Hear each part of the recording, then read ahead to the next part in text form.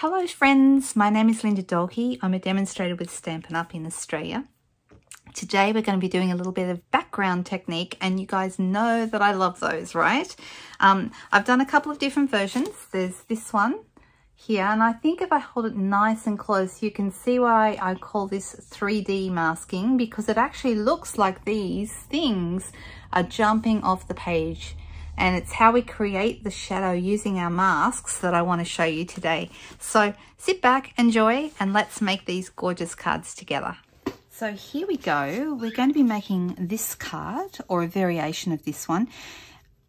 You can do this card in a variety of colours. I've used Misty Moonlight cardstock here today, which is pretty basic, but what you really need to be aware of is that your cardstock color for this technique is going to be crucial in getting a good result. If it's too dark, you won't see. If you can look here, you can see this looks like, it's what I call either shadow stamping or 3D stamping, but in this case it's masking, not stamping, that we've done. So 3D masking, and this is a medium color that you need to get a good result. So if I pick a color that's too dark, I won't see the darker color here. If you can see, there's darker color here. If I pick a color that's too light, you don't see the white. So you want a good medium strength color, like a good, for example, Just Jade would be a good color. Balmy Blue might be a little light. Soft Succulent would be a good color, or any of the medium tones are going to give you the best result. All right, so let's start. I'm going to quickly, first of all, fold a piece of, I've got some Whisper White. In fact, no, I've got some basic white cardstock here. And this is half a sheet of A4 that I have cut in half. But whatever size paper you're working with, whether it be letter cardstock or whether it be A4 cardstock, you just want to cut it in half and then cut it in, fold it in half again to get your basic card base. Okay, now this piece here I have measured in metric. It is 10 centimeters across and it is 14.3, which is exactly the right size to fit on this size card base. So you will work with whatever color cardstock size works for your type, depending on where you are in the world. Now I'm going to be using some masks today. Now these are a brand new product. They are layering masks, which is a bit special. There's actually 6 of them in the pack. I'm just pulling a few of them out here. 1, 2, 3, 4, 5. Oh, here's the other one, 6. Okay, so these are all lovely. The one I've used today is actually this design here. But because I've already done that one, maybe I'll do a different one. Okay, and I can put that straight over here and use it straight directly. Now I'm going to be covering the entire piece, and I'm going to be using for this blending brushes. Now what you want to do is you want to pick a color that is either the same or darker. So in the case of Misty Moonlight, I could use Misty Moonlight ink, or I could go up to a Night of Navy ink, which would also look great, and that would give me a good result as well. It's totally up to you, but I'm going to use 2 blending brushes today. I've got one that I've previously used here, you can see, for the Misty Moonlight, and then I've got one here. You can see it's got a little bit of the Misty Moonlight color that's actually taken over from the previous card, but I'm going to be using this one with Whisper White ink. So they're the 2 colors I'm using. I'm using my Whisper White and I'm using my Misty Moonlight to get the effect on this. So let's start with our Misty Moonlight. We'll open up the ink pad and I'm going to grab some color with my brush. So I rub it and pick up as much color as I possibly can. I'm going to hold my my mask on top of my paper, and I'm going to start by circling over the mask onto the cardstock. Okay, now I'll show you straight away. Immediately you get a great result, and this is really, really beautiful. Even if you decide you don't want the 3D look, if you just want the straight masked look, it still looks fantastic. So I'm just going to sponge over this whole thing, and you can see I'm just holding it in place with my hand. Once I've done that part, I'm going to put my finger up the end here, and I'm going to come and do this piece here at the bottom. So Depending on how dramatic you want it to be, that will depend on how many times you go over the base, but we want to make sure we're getting a reasonable amount of colour through. So you may want to go over it a couple of times. Also, I would be making sure, just as a tip, that your ink pad is well and truly inked up. So if you need to add some refill to make it a bit more inky, that can be really helpful as well. If you want a more subtle look, you don't need to worry about that as much, and you wouldn't need to go over it more than once. Now I'm just going to take this off so you can see it. See how nice this looks straight away. It's beautiful. And Misty Moonlight is a really good blue because it's kind of like a mid denim blue. So it's got that really nice look about it. So you can see how nice this is. It's like daisies. Now, I'm going to put this back down. If there was any pieces that I thought needed a bit more of a go over, for example, it's a little bit light down here in this corner, I can reposition it really, really easily. Put it back down exactly over where it was before. Just be guided by the marks you've made, and then darken up any bits that you would like to have darker. Okay, just like that. All right, so for my white layer, okay, what I'm going to do is I'm going to line it back up, and this is where the 3D part comes in, and then I'm going, so this is lined up so it's perfect, and then I'm going to move it to one side so it's ever so slightly offset. Now you will be able to see your design is kind of, you can see part of the design now coming through. It's no longer lined up perfectly, and instead what I'm going to do is I'm going to get my Whisper White. I'm going to go into the Whisper White ink. Make sure, once again, you've got plenty of, you want to have a reasonable amount of ink. Not too much, but a reasonable amount of ink. I'm going to put my fingers down over this. Now, you can, if you want to, wipe this clean before you start. And this is why I've got some blue ink on my brush, because I didn't wipe this clean. If you wanted to wipe it clean, you could use a chamois for that. Or in this case, I'm just going to wipe over it with a wet wipe. So just going to go over it. And you can see the blue ink is coming off because there's still ink sitting on this. So if you don't want to transfer any blue ink to your brush, you'll want to give it a clean before you do that. And that's an important second step. And then we line it back up again, of course.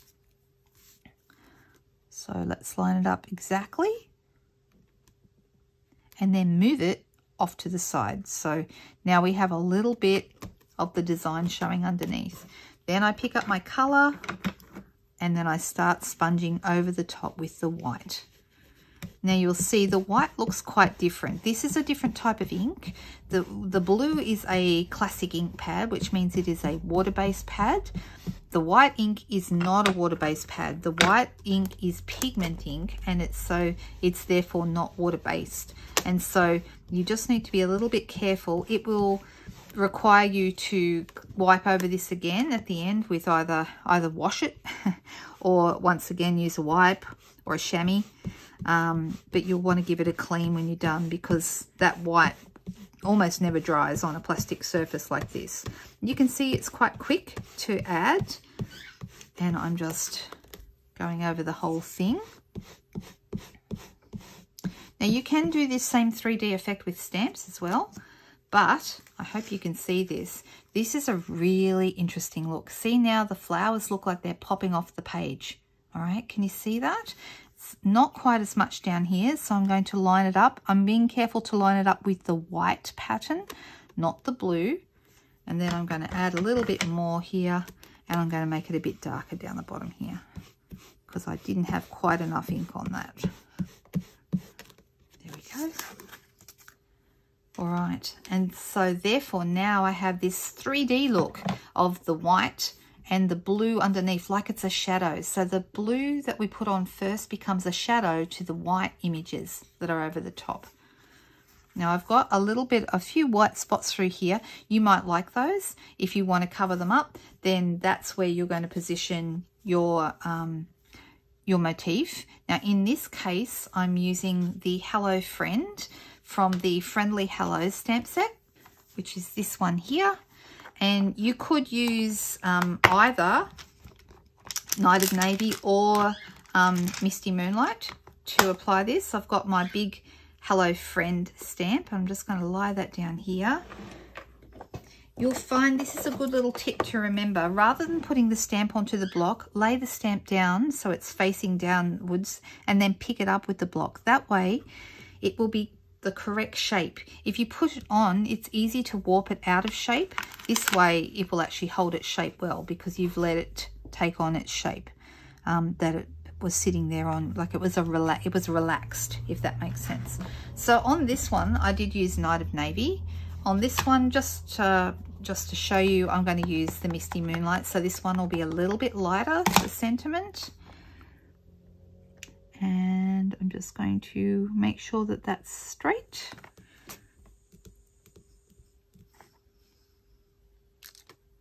Just like that. Better close up these ink pads. Now, I'm going to put a couple of dimensionals behind this to attach it to my piece.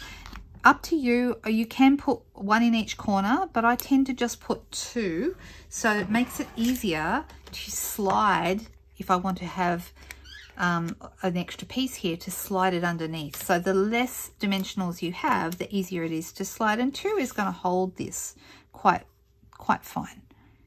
Right, so let's pop that right there. And then I have my bow punch. This is a new punch that Stampin' Up has just released, and I've got a scrap here. So I'm going to just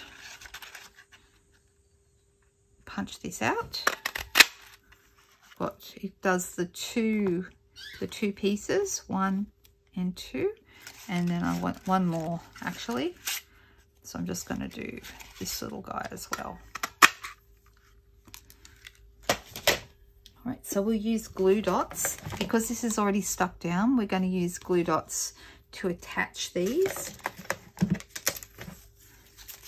Now, to use a glue dot, if you haven't used glue dots before, you want to put your, whatever it is you're trying to stick onto the glue dot and then give it a good hard press and then take it off gently so that the glue dot comes with whatever it is you're trying to stick. And because we haven't put too many dimensionals under here, we're going to just have this like this. It's such a nice punch, this. I really, really like it. And I like that it does 2 leaves quickly and easily. So I've got that one. Let's pop that one up under here. And then we've got one more.